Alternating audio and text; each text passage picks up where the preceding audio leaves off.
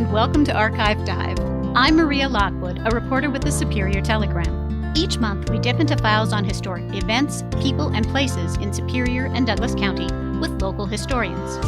Today's podcast will focus on Antoine and Sarah Gordon, who founded the town of Gordon. The couple played a key role in growing the community following the end of the fur trade era. Their 1858 log cabin, which served as a home, trading post, and hotel for the stagecoach line, is listed on the Wisconsin Register of Historic Places. Helping us dive into the story today are Antoine and Sarah's great-great-grandson, Doug McDonald, and Brian Finstad, historian with the Gordon-Wascott Historical Society. Thanks for joining us. Good morning. Good morning to you.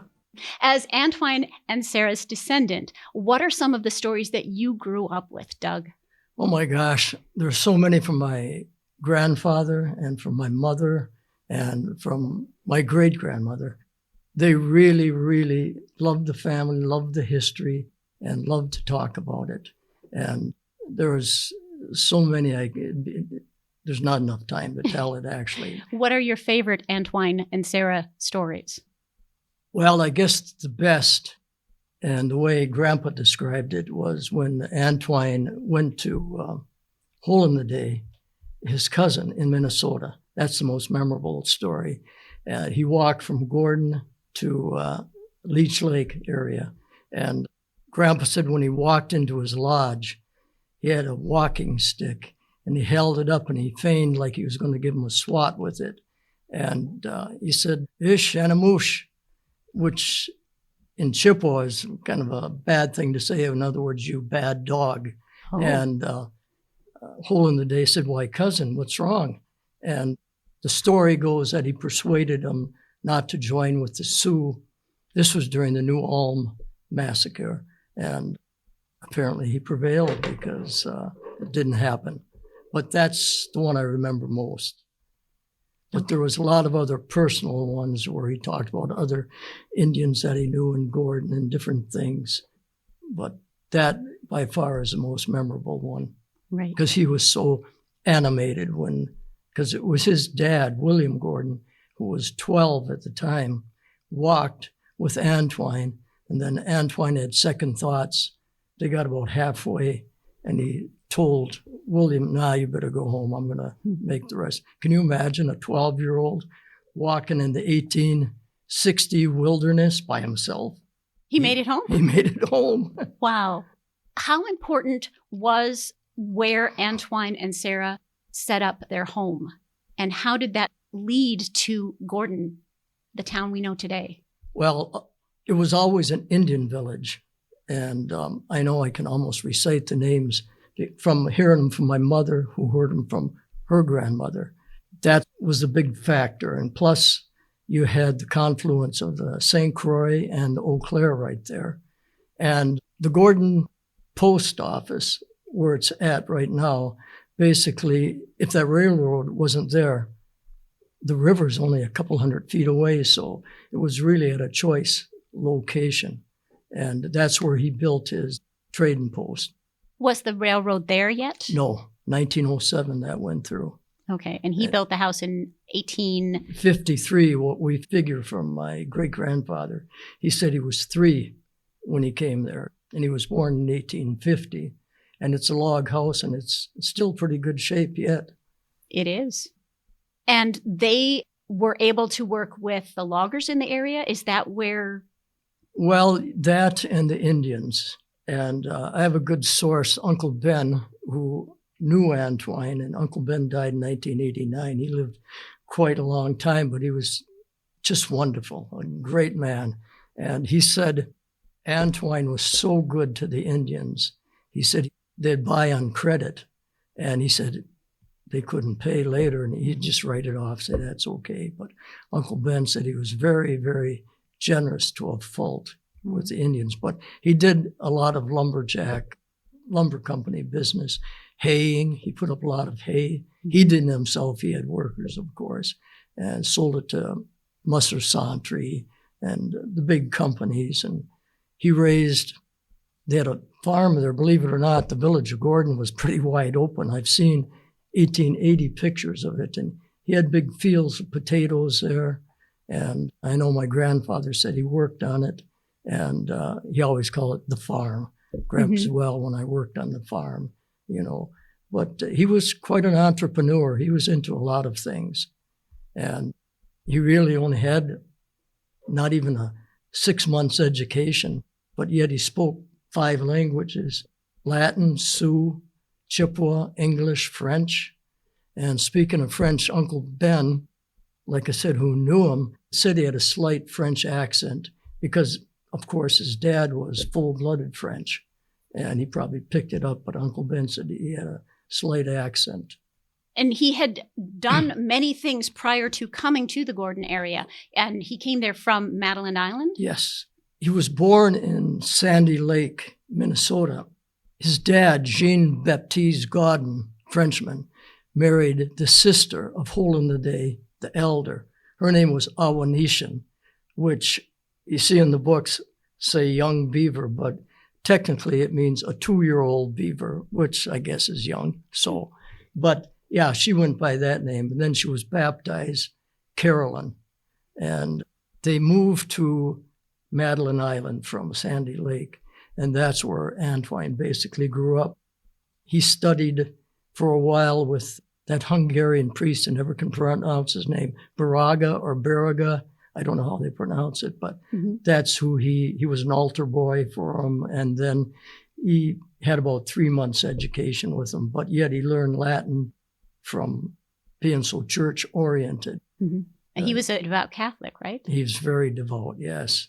And he's a pretty smart guy for his education and person of the world, I guess he became. Definitely. How did he meet Sarah? They met on Madeline Island. That's a whole long story right there. Give me the Cliff's Note version. Okay. His wife's mother, her name was Isabella La Prairie. She was born about 1803 in Fall of Vaughan. That's south of Danbury, trading post. Well, then she married an English trader named Daniel Dingley, and they were married for 15 years or so. But anyways, he went out hunting one day, never came back. They found his rifle and where he was sitting on a log, but that was in 1836. Well, then Isabella La Prairie, whose name was Mushkodince, which means little prairie, she took the family to Madeline Island, and apparently that's where Sarah met An-twine. And when they moved to Gordon, did they have any children yet? Let me think. Ed was born on Madeline Island, and my great-grandfather was born on Madeline Island. Yep, that had 2. Yep. All right. What brought them to the Gordon area? He was up and down the St. Croix trading in years past, and so he thought that's a choice spot, apparently, and apparently it was. He chose well. Yep. Excellent. Brian, what do you want people to know about the significance that Antoine and Sarah have on the Gordon area? And how do you see their legacy still today? Oh, boy. I think they're just some of the most interesting historic figures of the area. In their time, they had wide influence. They were so well connected, if not related to, people in sort of fur trade era society and, the local native communities. Their story is just a really compelling story. They moved around a lot. They were well connected. Had a lot of interesting events and, founded the best town in Douglas County. Yeah. Best town in Douglas County. Ooh, gauntlets thrown. Where do you see their influence most today? When you look at the town of Gordon, where do you say, aha, I see Antoine and Sarah's hand there? I feel like Gordon's always had a bit of a spirit about it. That's it. Different I was going to towns. say that. Yes. Yeah. Right. They do. They have a camaraderie, I guess. And it seems like everybody keeps coming back. Yeah. Even my great nieces and nephews come from the East Coast, and everybody filters back and hangs out, and they love it, and it's a good atmosphere. Yeah. He was very community minded. I mean, he founded a mission that became the Catholic Church, and he started the first school. And when there was a smallpox outbreak, he personally bought vaccine and vaccinated the whole upper St. Croix. Really? He just had this real... Yeah, 1881. Yeah. He just had this really, he's like the first postmaster. And just very School board. Yeah. community-oriented, active. And Gordon's always just been, comparatively for its size, just a very active community. And you can kind of trace that all the way back to An-twine and his descendants. Doug has done so much for the town. Because you were also on the Historical Society, right, Doug? Yes. I mean, you were involved with starting it. 1978, yes. Yeah. It's been a while, and it's really grown. And we've accomplished at the Historical Society some really neat things, moving the museum, the depot. Mm-hmm.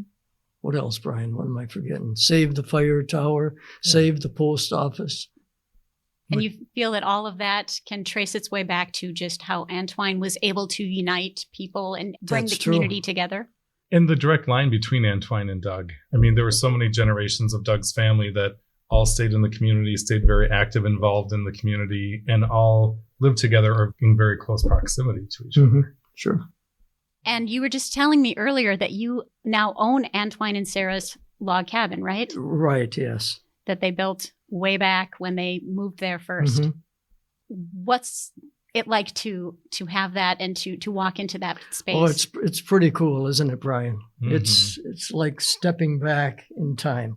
It's really neat, and you have a feeling that you're surrounded by history and people, and yeah, I know Brian and I will go, hey, An-twine, we'll go in there. Really? Right. The And by the way, his name was An-twine. People say Anton, Antoine, but my grandpa called him An-twine, and if grandpa called him An-twine, that's it. And then I see on old census, they phonetically put it Antwine, so it's An-twine. Definitely. And was it a big fight to get the house itself listed on the historic register? Not really. We had big help. Brian's friend Janet, yes, and got this lady named Kelly from Madison, and it took over a year, but it's pretty neat to have that because it was a stagecoach stopping in the 1860s and late 50s. And I know I'll sit on the porch. I know my sister can't get over it. She goes, just think, stagecoaches were stopping here. And but yeah, it is pretty cool. Is it very changed? Has it been added onto over the years? Basically, not really. I don't believe it has. I changed the upstairs a little, but that was just refurbishing the knotty pine and like that. It hasn't changed much since you've owned it. When it was first built, it's changed a lot. Oh yeah, there are actually two log houses butted together. Oh, really? That's what it is. Yeah. Okay. My grandpa was born in it in 1874, and Father Gordon and 5 of the 7 kids were born in that house. But around 1882, they butted another log house up next to it. Okay. And that's been its present configuration. All right. And it's kind of neat when you see the archway. It's so huge because you can tell it's 2 of them are butted together. How many children did Antoine and Sarah have? 5. And which is your ancestor? Trace me your line. Okay, An-twine, and then William Gordon, and his son Joseph, and that was my grandpa, his son Joseph. Okay. And then my mother, Catherine Gordon, and me. Mm-hmm. And I understand that Antoine had a son who became fairly famous? Grandson. Grandson who became fairly Right. famous. Yeah. Tell me a little about him. Brian, do you want to? Sure. Okay, Well, so can't be all me. well, you tell it so well. So Philip Bergen Gordon was William Gordon's son. Okay. So brother to Doug's grandpa Joe. And he became a very notable Catholic priest. A lot of times he's referred to as the first Indian to become a Catholic priest, but he's actually, I think, the second. But he was notable, I think, for his advocacy. He was noted for being a critic of the Bureau of Indian Affairs and sort of championing rights of Native people very early on. He was on Calvin Coolidge's committee regarding American Indians. He fought the winter dam flooding that's now the Chippewa flowage. And he became so much of an activist that the Catholic Church got a little worried that he was more of an activist than he was a priest. And they actually removed him. He was at LCO. And they removed him from LCO and put him at a white farming community in Centuria, Wisconsin, because his Indian activism was kind of eclipsing his priesthood, Oh. which is sort of interesting. He was quite a rabble-rouser in character. And tell him about his famous friend in Ireland. Oh, yeah, he had a friend in Ireland. He became president of Ireland, Eamon de Valera. And he toured with Father Gordon raising money to basically, for lack of better words, fight the British. The Irish were rebelling, in Ireland, and which culminated in 1921 at the Easter riot where England gave up, basically. But yeah, he was a good friend of de Valera, and we've got pictures of Father Gordon with de Valera and also one of de Valera wearing Father Gordon's headdress. So Wow. he knew some famous people. John, what's his name, that founded the AFL-CIO. I've got a picture of him with Father Gordon. So Right. quite an influence that Yes. An-twine's grandson And he left. spoke, Father Gordon gave the invocation a couple times for Congress in his gallivanting, I guess you'd say, for getting around. But he did get around and got a picture of him in Rome with the Pope, and he was wearing his headdress there. And yeah, he was quite a guy. Like I heard him referred once as the Martin Luther King of his day, Wow. because not only Indian affairs, like Brian was saying, poor white mine workers and like that, laborers. John L. Lewis, that's the guy I'm thinking of. That he met He was with and was friend. pictured with and was Yeah, friends with. and was a friend. So he knew a lot of influential people. Right, he did. And was able to bring them his message. Wonderful. When people come and ask about Antoine and Sarah, what are the things that you tell them at the Historical Society? Basically, everything we're saying to you. we tend to go off on a tangent. Do you? Oh, gosh. Yeah, so it can get pretty lengthy. Sarah, I've got a document. She couldn't read or write English. She had an X on this one document I have.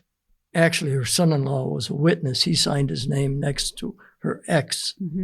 But quite a contrast from her husband, who could speak and write and everything, all that. So many And he had ways. great penmanship. Brian, you've seen the letter that I have framed.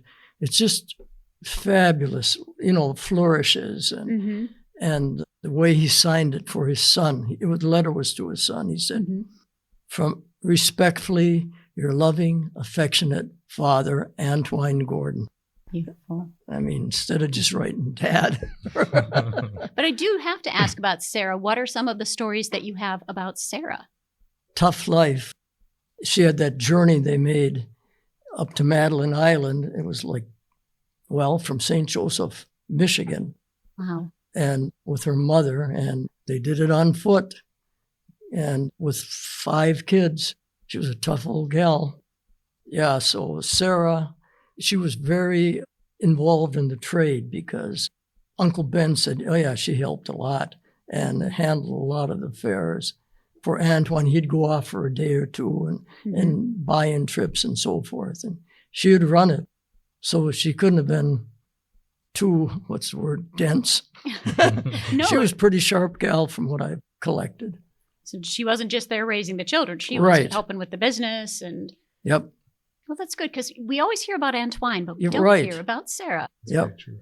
It's true. But it takes 2 to raise a family and found a town. And she was very active with her children, too. Yes? She was very supportive. I know that just from pictures and grandpa talking. And, she really loved her grandkids and was involved in their affairs. And actually, I think they helped them out financially, too, because their husbands had set up businesses and such like that. And they got into businesses. And so there had to be a little help there somewhere. Awesome. What am I missing? I was going to mention the Algonquin. Oh, yes. The Algonquin. So Tell the me. Algonquin was one of the first commercial ships of significance on Lake Superior. And I think it was built in the 1830s in Yes. Ohio. Yeah, right. Ohio. It predated the Sioux locks. And so they actually brought it over land on rollers into Lake Superior. And In any early writings about Lake Superior, the Algonquin is frequently mentioned. And the Algonquin's last owners were Antoine Gordon and Vincent Roy. And they were using it to haul lumber out of the mouth of the Bad River to Superior when Superior was first being built up. And I wondered for a long time why there's got to be trees everywhere. Why would you get lumber from the mouth of the Bad River? Mm-hmm. And then I realized that a man named Leahy had a sawmill there. And I imagine compared to trying to, take trees and saw them into boards by hand, when you could get a whole ship full of sawed lumber, that probably made a lot of sense. Right. So, and then the Algonquin sank. They scuttled it Okay. on purpose. Why? Okay. It had a fire in it. Mm. I don't know how it started, but it wasn't seaworthy. So actually they sunk it in East End in Superior. I forget exactly what slip, but Is it still there?